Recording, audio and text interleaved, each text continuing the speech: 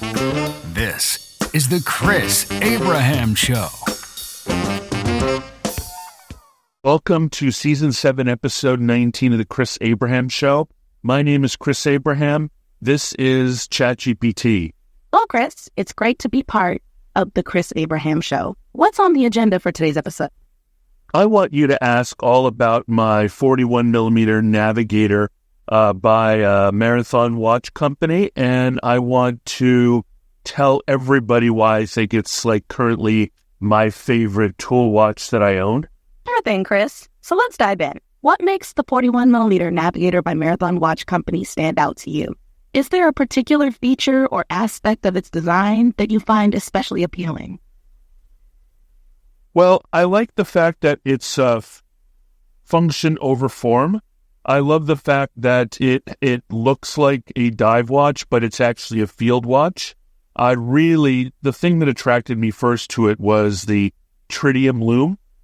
But as I looked into it and I started researching, is it CWC or CCW or what is it called? The khaki field watch from Hamilton.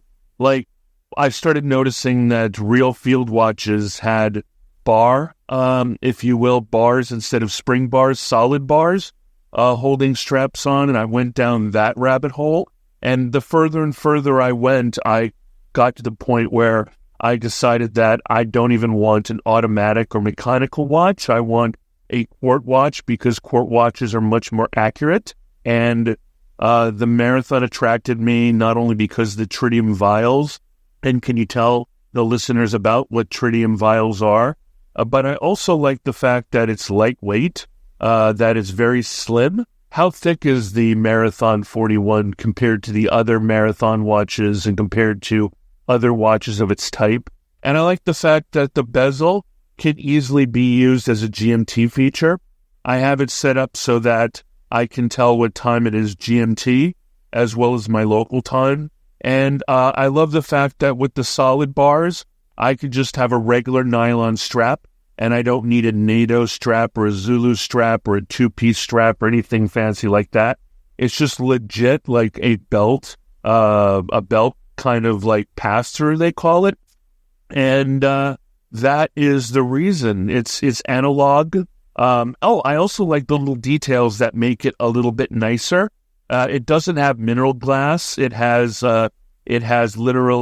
crystal. It's literally a better glass on the face of the watch, in which case a lot of watches like this use mineral glass. Sapphire crystal instead of mineral glass. That's a lot of great points, Chris. The 41mm Navigator by Marathon Watch Company sounds like a fantastic tool watch. Tritium vials are fascinating because they use tritium gas to create a constant glow without needing any external light source to charge them. This makes the watch incredibly readable in low light conditions. Regarding the thickness, the Marathon 41mm Navigator is relatively slim compared to other Marathon models and similar tool watches. It's designed to be lightweight and unobtrusive, making it ideal for everyday wear and field use. Can you share more about how you'd use the GMT feature on the bezel and why it's important for you? Well, I actually work for a company as a freelancer called Upwork, and they close out all of their books at midnight GMT. So when I need to be able to tell when the next day is going to be according to billing, so that I can finish things out on the day that they're due, especially at midnight on Sunday GMT, and that is 8 o'clock Eastern time, or I guess, is it 7 or 9 o'clock other times of the year. And so it is just a handy reference to see, since I am working, if you will, GMT time, even though I'm East Coast in Arlington, Virginia, it is a good reference that I don't believe requires a proper GMT complication. It's perfect sense, Chris. Having that GMT reference right on your wrist must be incredibly handy for keeping track of your work deadlines with Upwork.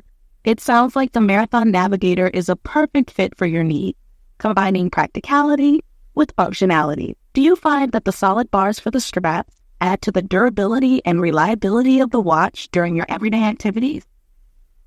I don't know. I've never really had a fail with regards to a spring bar. So I think it's just sort of the dedicated nature of it. I mean, I don't want to be a fancy boy who's taking on and off links and taking on and off. I mean, when I was a scuba diver, I used Velcro. I think they were Tenba. I don't know what the brand was, but just Velcro straps that had a little spring bar on one, like a little spring clasp on one side. And I would loop those into my G-Shock watches and my Seiko divers. And I never had a problem with spring bars, even with scuba diving.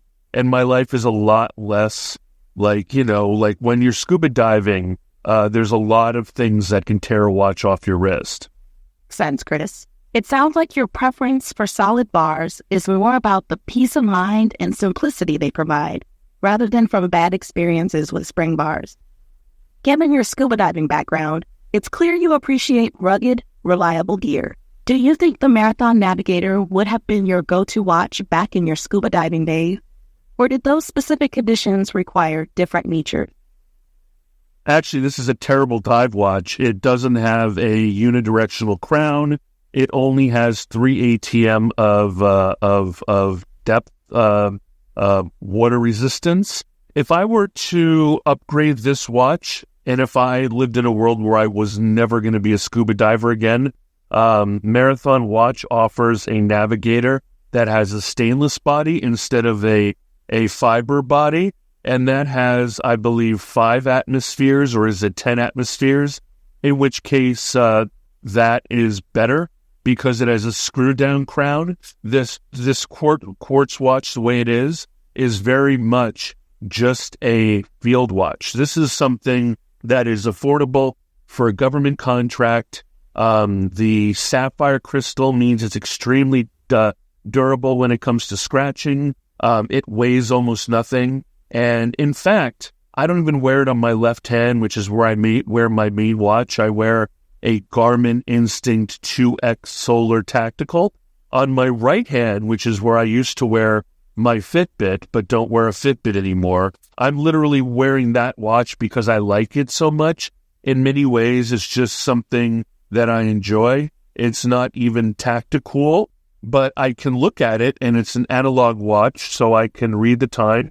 And sometimes the only way to, and at night when I'm sleeping, the tritium lume looms all night, and I don't have to press a button on my watch, which is during the night, during sleep time, my watch goes into a stasis mode, a standby mode, and it doesn't automatically turn on when you move your wrist, and it only shows the time and so forth. So while I'm sleeping, and I wear both watches to bed, if I wake up, I do glance at the tritium lume, partially because I want to know what time it is.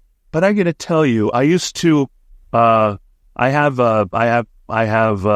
self-defense pistols. I have Glocks, and I saved up money to buy a tritium sights for my Glock 19 because I just thought night sights are so cool.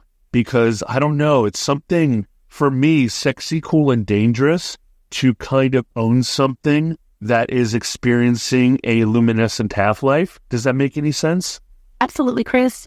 It sounds like the Marathon Navigator fits perfectly into your lifestyle now, providing that constant, reliable timekeeping with its tritium lume, which is something you really appreciate, especially at night. The lightweight and durable nature of the watch makes it a great everyday piece, even if it's not suited for diving. It's interesting how your preference for tritium lume carries over from your self-defense gear to your watches. It definitely adds an element of cool, functional tech. Do you think the tritium lume and other features would make this watch a good recommendation for others looking for a reliable, everyday field watch? Yeah, I know it seems expensive, but at $450 retail. Oh, and by the way, I got the one without the date, so there's no date complication. There might be a date complication in the if you will, in the quartz movement, but there's no decomplication because honestly, we all have cell phones. I have the Garmin, so I really just want the time. But it is, at $450, oftentimes $420 on sale, if not cheaper. This is the least expensive watch of its type, of its quality. I mean, mind you, you can get a really nice Seiko or a really nice Citizen Diver, automatic and everything for under $420. I think the only reason that I bought this is because, honestly, Hamilton field watches and CWC field watches are even more expensive than this. So I got it when it was 15% off. I bought it. I could see owning it forever. The battery, I think, lasts 2.5 years. And I don't need to worry about it until then. And even though I could use an automatic movement since I wear it on my wrist all the time now, the level of accuracy between a quartz movement and an automatic movement is notable. In general, what is the difference in accuracy between most mechanical, most automatic, and most quartz movements? Do you have the data? Absolutely, Chris. The accuracy difference between quartz and mechanical or automatic movements is quite significant. Quartz movements are generally much more accurate. Typically, a standard quartz movement can be accurate to within a few seconds per month. In contrast, most mechanical or automatic movements are accurate to within a few seconds to a minute per day. Depending on the quality and regulation of the movement, give you a more concrete idea. Quartz movements. These are usually accurate to within 15 to 30 seconds per month.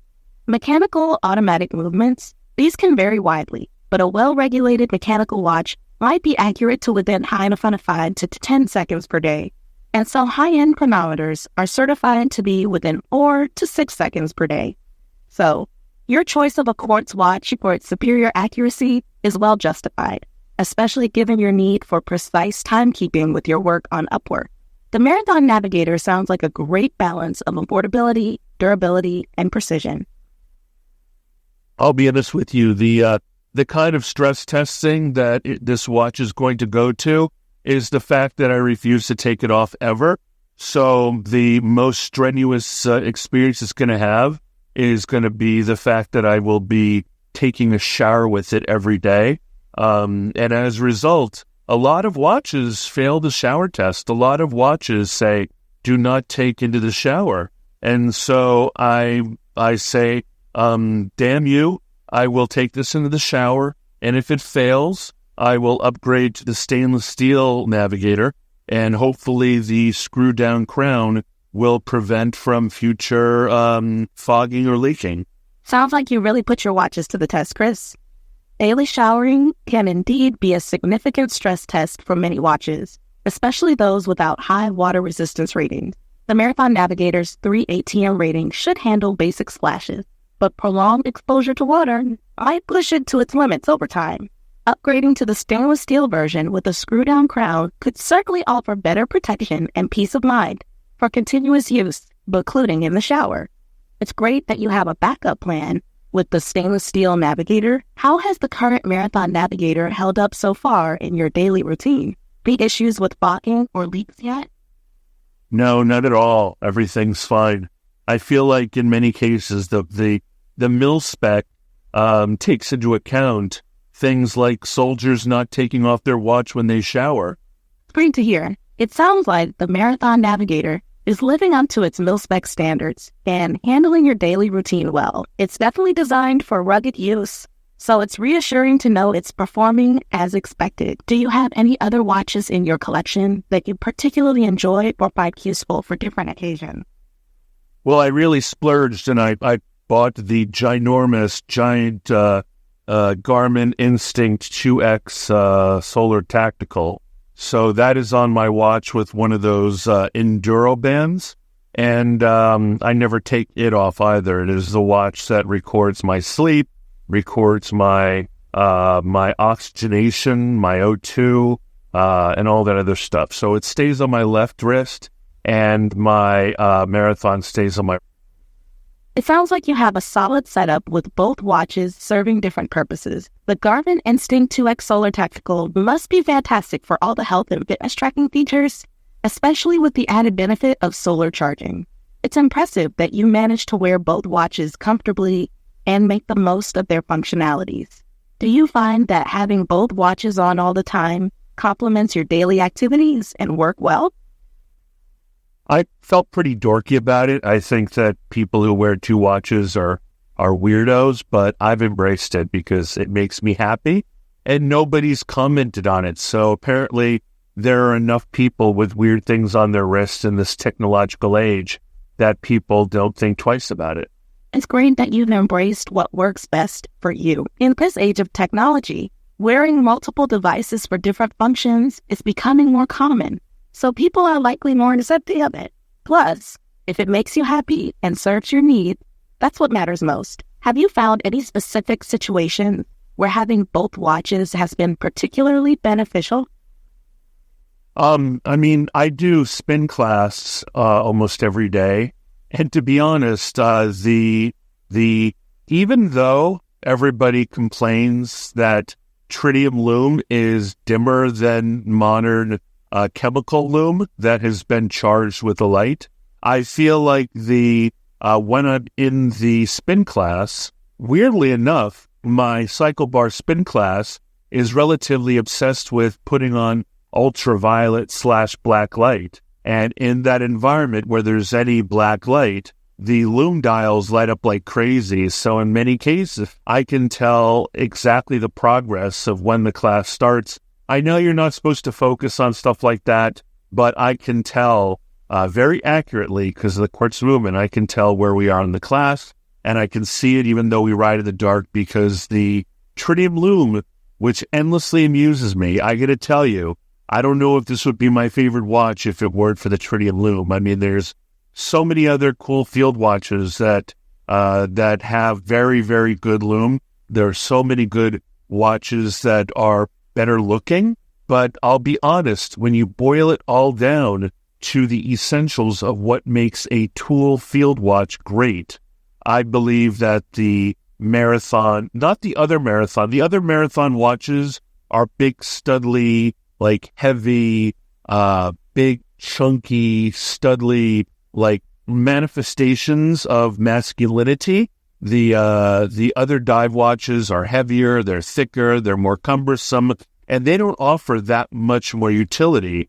Whereas this watch is so slender, so light, so accurate, so durable, and with the sapphire crystal, I mean, it's almost indestructible.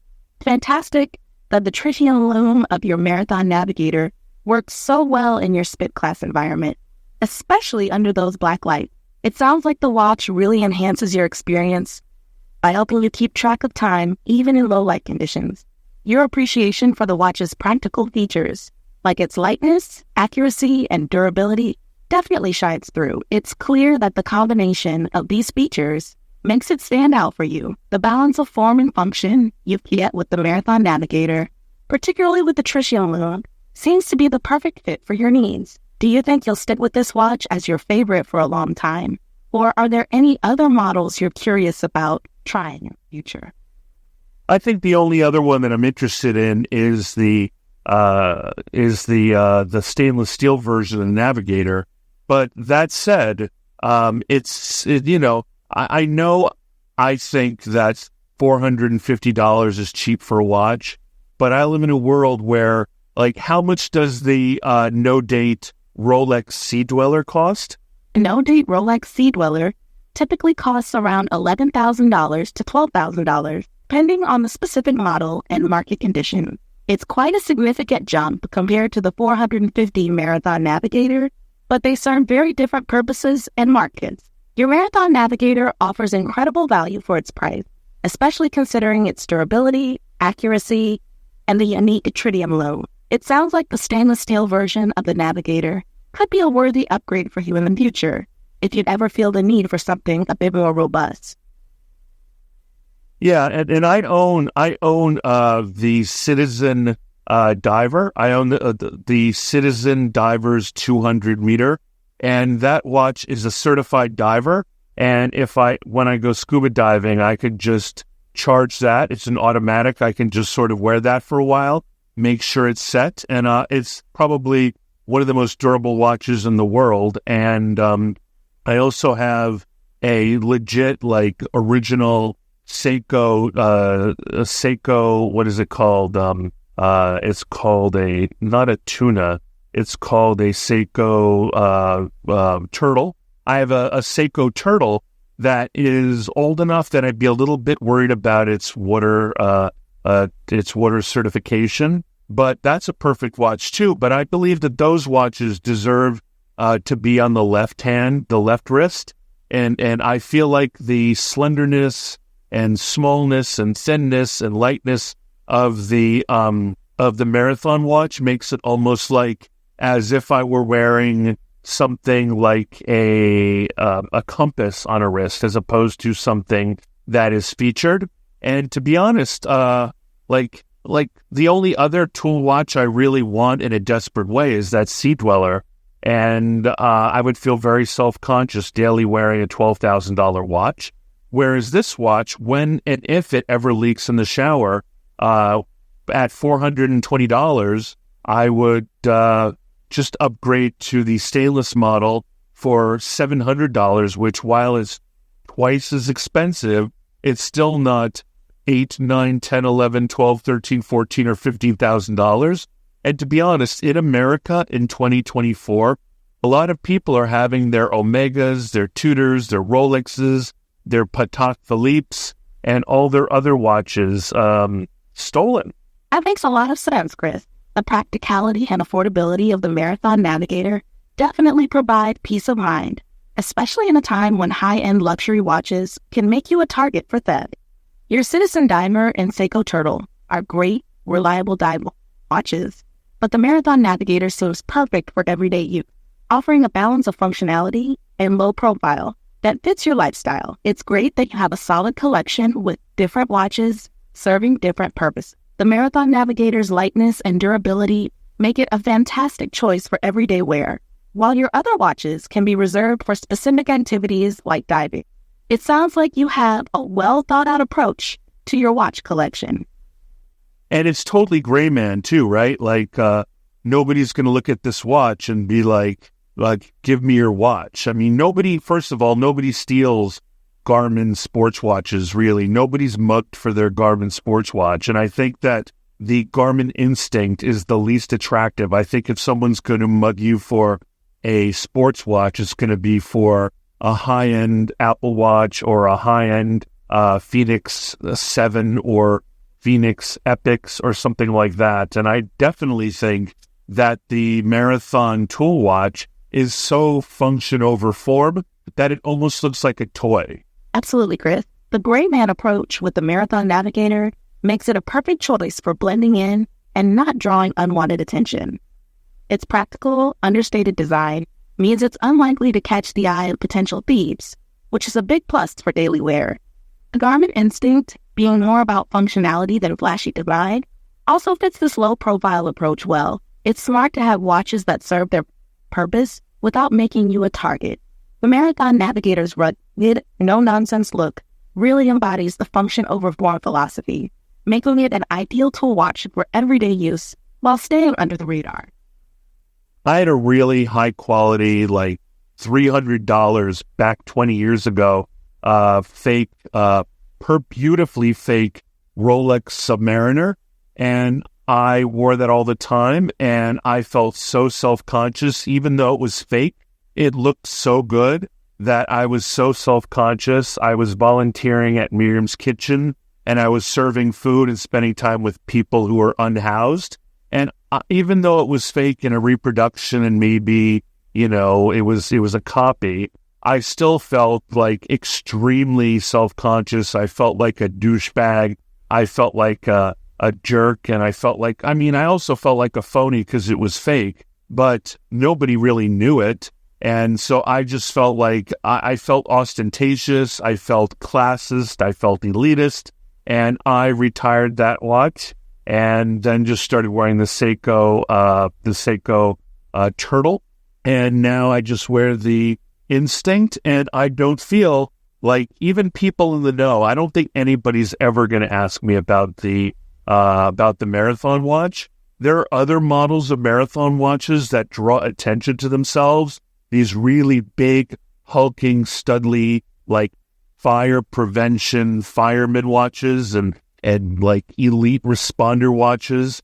But I feel like this watch is so, like, it's not quite as subtle as their general issue field watch that they sell, or the Hamilton khaki field watch, or the CWC like generic quartz field watch. And this one, they're all really gray man. And would you tell our listeners what gray man theory is? Would you tell our listeners what gray man theory is? Sure, Chris.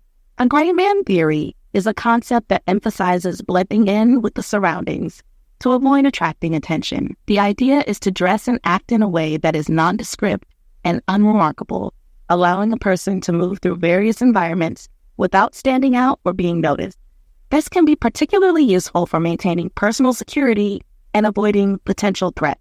In practice, the gray man theory involves wearing neutral, everyday clothing, avoiding flashy accessories, and behaving in a manner that doesn't draw attention. The goal is to be perceived as just another person in the crowd, making it less likely that someone would target you for theft or other malicious intent. It's a strategy often used by individuals in urban environments, travelers, and those who prioritize personal safety and security.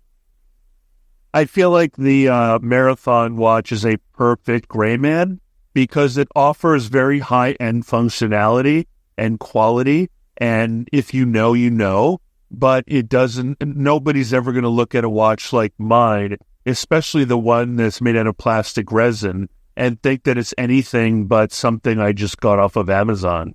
And so in many cases, I feel very comfortable wearing the Marathon Navigator out. I walk around in my neighborhood and I work from cafes, and I'm friends with a lot of unhoused people or people who are who are migrants, new migrants, and from other places. And while I never have ever felt like anybody would steal from me at all, I also don't want anybody to feel like there's a barrier between them and me, and so that they don't feel like I'm some fancy guy. And I want everybody to feel that I'm completely approachable. And so wearing and dressing as gray man as possible, and having watches that are as quality as possible, as awesome as possible, and things that I can be as proud to own as possible without triggering anybody's envy or resentment or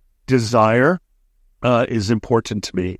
That makes a lot of sense, Chris. Your approach to being approachable and avoiding any appearance of being flashy or out of reach really aligns with the gray man theory. It's commendable that you're conscious of how your choices in clothing and accessories can impact your interactions with others.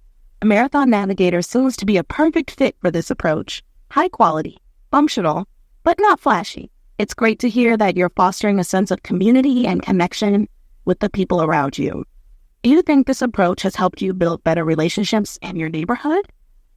Yeah, except I think people secretly believe I'm a cop, and other people think I'm secretly a spy, or other people think I'm secretly some sort of operative. All right, so I don't know if the gray man theory has worked perfectly, but if at least they don't think I'm a businessman or anybody fancy like that, that's good, because nobody's going to want to, mug a cop. But I also think that if anybody secretly thinks you're a cop, then if there's ever anything that goes kinetic or violent, I'm always afraid that someone's either going to look towards me or target me. So I feel like I need to do something to reduce the perception that maybe I'm tactical or previously been in the military, which I've never been. It's interesting how the perception can vary, despite your efforts to blend in. While being seen as a cop might deter some negative attention, it could indeed have unintended consequences in certain situations. It might help to add more casual and slightly less tactical elements to your wardrobe to soften that perception. Engaging in more everyday, non-threatening activities while in public and perhaps incorporating more visibly casual items might help shift those perceptions. How do you usually balance your gray man approach with maintaining your personal style and comfort? It's because I always end up buying a stupid camouflage backpack. That's what happens. Like, no matter what I do, I'm attracted to like the design of camouflage or like a bush hat or like a Vietnam era sniper hat or, so like invariably I choose something that is like surplus military or camouflaged or something. And I'm pretty sure that's it. And also, be honest with me, like, let's be honest, the watches that Marathon Watch Company makes are pretty tactical. It's understandable how your preferences for certain design can influence the overall perception. Military surplus and camouflage gear definitely have a tactical look, which can contribute to that image. And yes, Marathon watches, including the Navigator, do have a tactical utilitarian design that aligns with military and field use. If you want to soften that tactical look, you might consider integrating more civilian-style items into your gear. Opting for a more neutral or everyday-looking backpack and accessories could help balance things out. You can still enjoy the functionality and quality you prefer without the over-military style. Have you thought about trying out different styles or brands that offer similar functionality without the tactical appearance? You know what that is? That's REI. REI totally is a military store designed for people who like going traveling and backpacking and so forth. Great point, Chris. REI offers a wide range of functional and durable gear that's designed for outdoor activities, but has a more civilian, adventure-oriented look. Their products are practical and high quality, similar to military gear, but with designs that blend in more easily with everyday settings. Switching to REI or similar outdoor brands for items like backpack, hat, and other accessories could help you maintain the functionality you need while toning down the tactical appearance. Plus, their gear is usually comfortable and well-suited for a variety of activities. Have you tried any gear from REI? I backpacked for all of 1996 and everything that I had was from REI and it was awesome. It was awesome. And I didn't even get any fancy brands because I didn't know anything about fancy brands. I just bought whatever the consultant at REI offered, and I brought everything that I needed. And as I realized the things that I didn't need or the things that were too heavy, I adapted my backpacking, round-the-world backpacking gear. Realized very quickly that steel-toed boots were not the right decision, and moved to Bluntstones back in 1996, Bluntstone 500s. And like a lot of those decisions have changed, that have affected my aesthetic ever since. I think in the last 10 years, now that I started rucking, GoRuck has a lot of cool camouflage styles. And so I think that I've been sort of being nostalgic because back in the 80s, I was part of a commando club called Ranger Club in my JROTC, my Army JROTC at St. Louis School for Boys in Honolulu. That sounds like an incredible experience, Chris. It's clear that your backpacking trip and your early experiences with JROTC have had a lasting impact on your style and preferences. The practical and durable gear from REI would definitely have set a strong foundation for your adventures. GORUC's gear is also well regarded for its durability and functionality, which makes sense given your interests in rucking and nostalgia for military-inspired style. Balancing those preferences with more familiar-looking items from places like REI could be a great way to maintain your practical, adventurous style without drawing the tactical assumption. Do you find that your experiences from backpacking and JROTC still influence your approach to gear and fashion today? Yeah, I guess so. I mean, I really should. Like, when I was concealed carrying pistols, I really downplayed any kind of tactical stuff because honestly, I felt so self-conscious that I was carrying concealed a C Camp C Camp 32 or a Glock 19 or a Glock 23 or a what was it called? Kel-Tec. When you're carrying concealed, or to blend in and not draw attention to yourself, which means downplaying any overtly tactical gear. It sounds like you've been thoughtful about balancing functionality with a more understated appearance.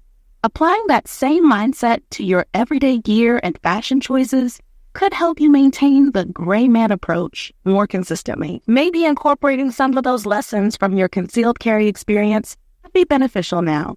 Do you think you'll start adjusting your current gear to reflect this balance more? I don't think so. I've never felt threatened. Everybody's pretty nice to me, and I think people are perceiving me as eccentric rather than threatening. Great to hear, Chris. It sounds like you've found a comfortable balance where you can enjoy your style and gear without feeling threatened or making others feel uncomfortable. Being perceived as eccentric rather than threatening can actually be a positive thing, as it adds to your unique personality and makes you approachable. It's important to stay true to what makes you happy and comfortable. If you feel good about your current style and gear choices, that's what matters most. Is there anything specific you're looking forward to adding to your gear or wardrobe next?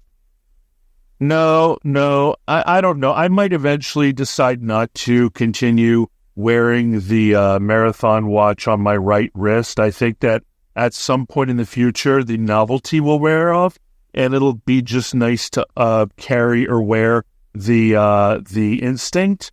Although, the Instinct, Garment Instinct, every single military spook and spy and operator that I know rocks a Garment Instinct. And so the fact that I went for Garment Instinct 2X Solar Tactical might have been a real signifier for people thinking that I'm a spook. It's interesting how certain gear can send specific signals, even unintentionally. The Garment Instinct 2X Solar Tactical is a popular choice for its features and durability, which might contribute to those perceptions.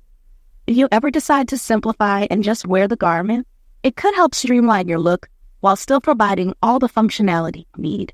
It's good to stay flexible with your choices and see what works best for you over time. Have you noticed any particular benefits or drawbacks from wearing both watches so far?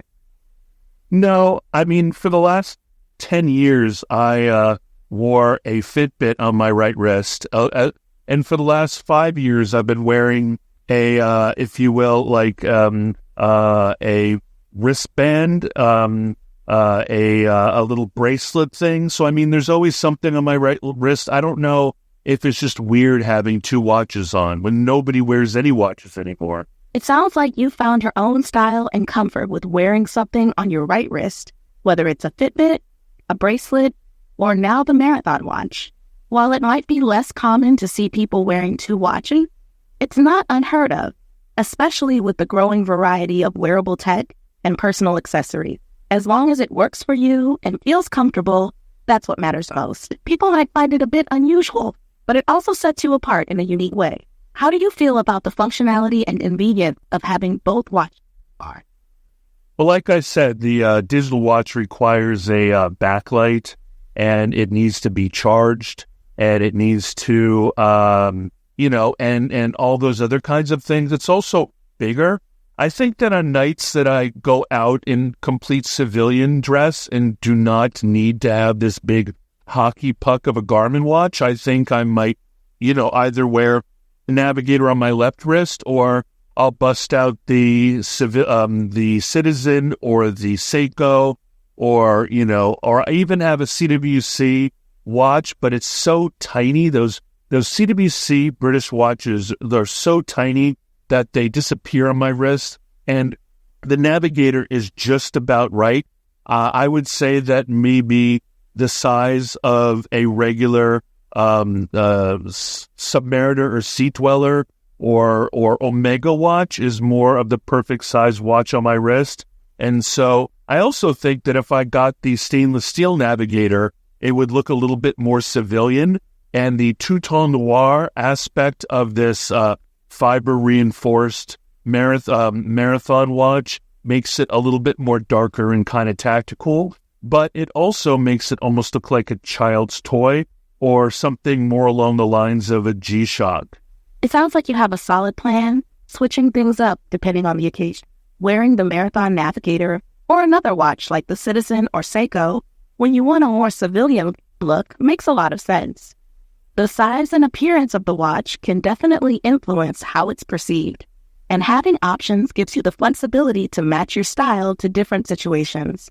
The stainless steel Navigator could indeed provide a more refined civilian look while still offering the functionality you appreciate. It's great that you're thinking about how to balance practicality with style, especially considering the different contexts you find yourself in. Do you think you'll be trying out the stainless steel Navigator soon? I don't know. I promised myself that I would not unless my current Navigator, no date, reinforced plastic, fiber watch ended up dying in the shower. That sounds like a practical approach. It's good to have a plan in place and to stick with gear that's working well for you until there's a clear need to upgrade. Your current Navigator seems to be holding up well, so it makes sense to wait and see how it performs over time. If the need arises, the stainless steel version will be a great option. Until then, it seems like you're well equipped with your current setup. Do you have any other gear or accessories that you find essential for your everyday activities? No, and on that note, it's the end of the episode. Thank you very much, ChatGPT. Can you do a summary of the episode, and can you ask everybody to subscribe and like and write a review, and that there are 255 previous episodes over 7 seasons, and aloha, mahalo nui loa, aloha kako to everybody for me? Of course, Chris. Here's a summary for this episode. In this episode, Chris Abraham discussed his favorite tool watch, the 41mm Navigator by Marathon Watch Company. He highlighted its functionality, tritium lume, lightweight design, and quartz accuracy. Chris also talked about how the watch fits into his great man style, making him approachable and non-intimidating in his community interaction. Additionally, touched on his history with gear for REI, his appreciation for durable equipment, and his experiences with different watches and accessories. Thank you for listening to The Chris Abraham Show. Be sure to subscribe, like, and write a review. There are 255 previous episodes over 7 seasons for you to enjoy. Aloha, mahalo nui loa, and aloha kako to everyone. Thank you very much, and aloha, mahalo nui loa, aloha, mahalo, kako, aloha, kako, mahalo nui loa, ua mau ke ea o ka aina I ka pono. Aloha e, aloha e, aloha e. You Chris, aloha mahalo nui loa, aloha mahalo kako, aloha kaho nui loa, ua mau ke ea o ka aina I ka pono. Aloha, aloha I. Thank you for listening to The Chris Abraham Show. Make sure you subscribe so you don't miss any future episodes. Until next time.